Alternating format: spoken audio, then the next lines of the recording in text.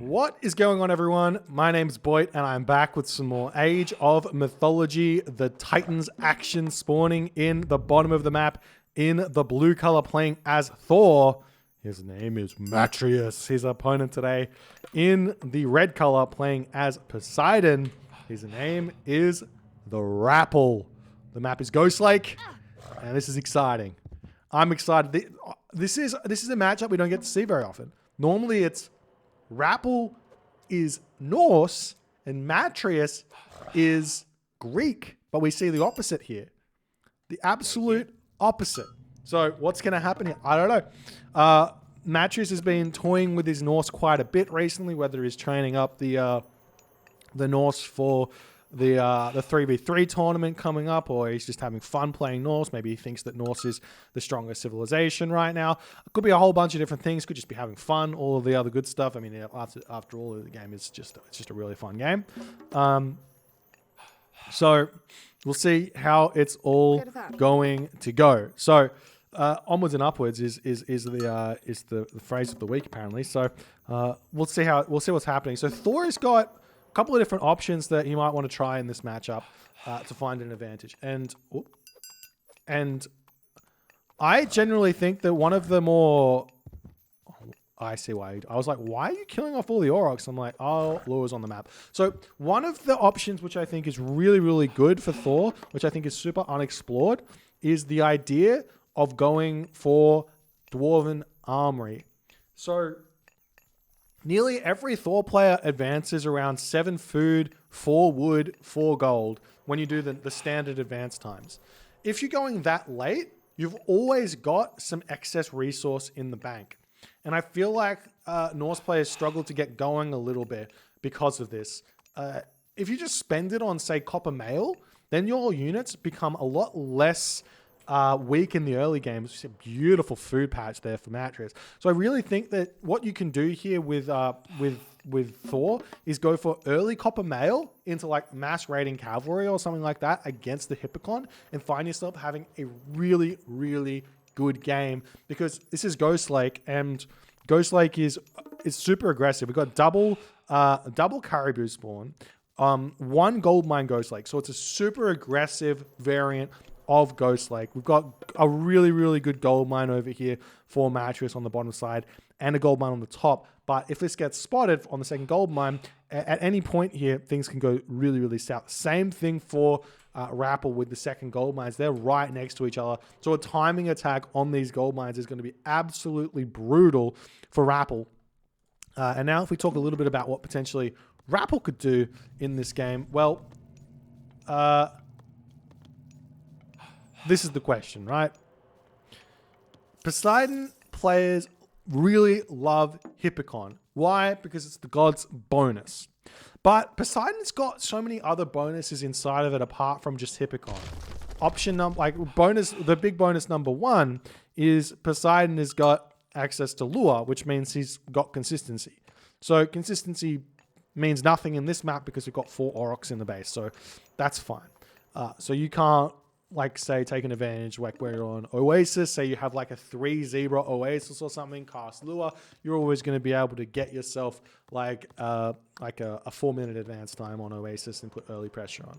But on Ghost Lake, that's not really a thing.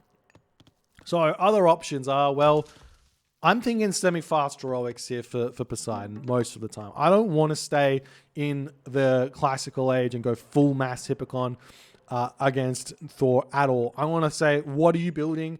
How do I counter it? Well, you're making raiding cavalry. They got low HP. Curse gets good value. I can make myself Prodromus and take out your raiding cavalry. I can make myself Hypaspist and take out your Ulfsark. So let's try and do that. And also Nemean Lions as well are a really good idea. So you get slight advantage in the early game with your early heroes, and you go for a semi-fast stroke. It's always going to be a nice way to try and play this one here, as we see Rapl attempting to build some stables here, getting himself the Aurochs here as well. Matreiuss, on the other hand, just about to hit the next age through Freya here. And you can see, look at these resources here. He's got 400 food, 171 gold.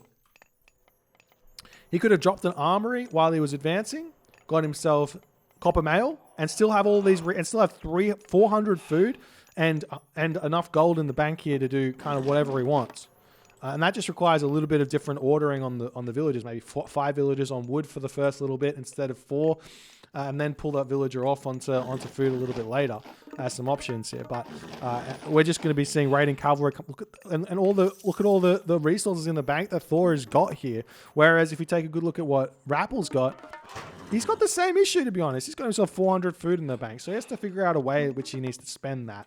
And whether that be you need to advance a little bit faster or find a way to spend this earlier so you can get better damage done. As we see the units moving in, immediately the Theseus is going to get targeted down here as the centaur pulls back here. Look, we did miss the relics on the map. We do have Canopic Jar of Imseti here. Did we see a relic getting picked up? I think we might have. Oh, there it is. What do you got here? So we do see that the Valkyrie in here getting targeted down. We've got ourselves the Osberg Wagon. This is not really a good relic in this matchup because you're probably not going to be starting a trade route as this Valkyrie is continuing to be annoying here. Nice micro there by Rapl pulling that villager off, and then the villagers can start shanking yet again, taking this Valkyrie out. Still seeing the pressure getting put on by Rapl onto Matreiuss here as the Valkyrie is retreating away. We do need Rapl to continue to mine this gold over here. He's also currently housed as the Theseus retreats back over here. As the units for Rapl still want to push in. Lots of food in the bank for Rapl. Matreiuss, on the other hand, tons of food in the bank. We do see a Dwarven Armorer getting thrown up now as the Longhouse coming in. There's a world where Matreiuss wants to go to the Heroic Age really early here. He's going to be getting himself medium raiders and still no upgrades coming through the armory just yet, but I imagine some sort of copper mail is the idea here for Matreiuss at this point to find himself really, really strong raiding cavalry here in this game as the Valkyrie gets pushed back away from here. We still haven't seen Forest Fire getting dropped. The question is, where would a good Forest Fire be? Where could you throw that? We see the villagers coming up onto this location, going to try and get the polar bears here. But look at this. Rapple's scout doesn't notice it is the big question. We see the polar bear coming in. It hasn't seen it. So he might not realize the villagers are here as Rapl, he's searching around, going to take out these caribou, trying to reduce the amount of food that comes through on these one. This is a very, very dirty tactic that you can do because they do lose food over time, going down slowly, like 1 food every couple of seconds. But Matreiuss has been spotted over here eating those units there as the Raiders in on this position here. Still no real upgrades. 74, or got medium upgrades, but 74 of 75 population. We see the Raids coming in onto these villages over here. Rapl just deletes them all. He doesn't want to give the favor. He realizes, yeah, made a mistake there. Shouldn't have gone out onto that hunt.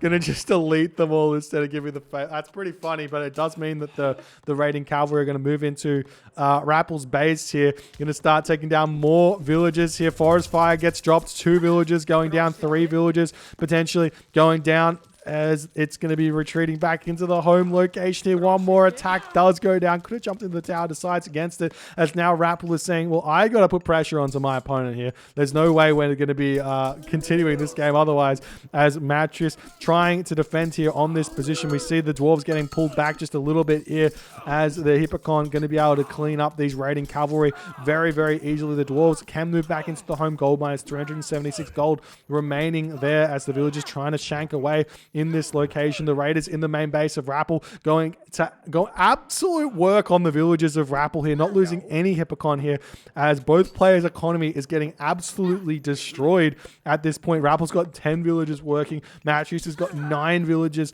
working at this point, as the Hippolyta does get taken down. Matreiuss at 56 population. Rapl is at 74 of 75 population. So a big advantage here for Rapl, as he's going to stick on this gold mine. But remember, there is that gold in the main base for Matreiuss, just 300 gold there. Matreiuss can also jump onto the herdables in his base, jump over here onto the berry bush here. And now the raiding cavalry can retreat back. Rapple's villagers here going to come back, start working. We'll see, is he going back up onto this location here? It looks like he might be. There's also Hunt over here that he might want to try and grab, as the raiding cavalry moving through onto this position. We do see...